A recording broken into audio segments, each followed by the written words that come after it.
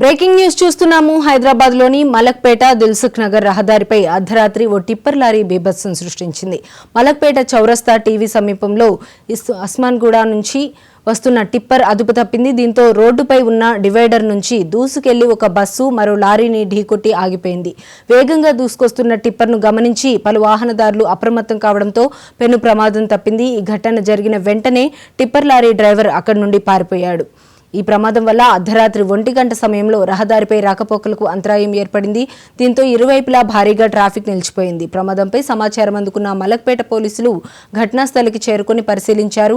రహదారిపై ట్రాఫిక్ ను క్లియర్ చేశారు. ఈ ఘటనపై కేసు నమోదు చేసుకున్న పోలీసులు టిప్పర్ బ్రేక్ ఫెయిల్ కావడం వల్ల ప్రమాదం జరిగిందా లేదా డ్రైవర్ నిర్లక్ష్యమే కారణమా అనే కోణంలో దర్యాప్తు చేపట్టారు.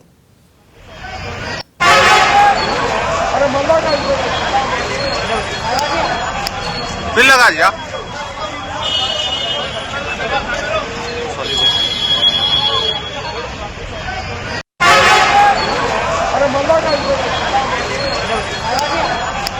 बिल लगा दिया।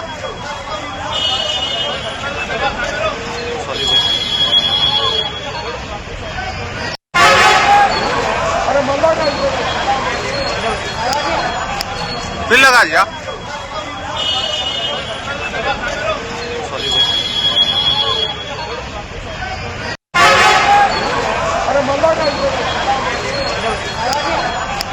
बिल लगा दिया।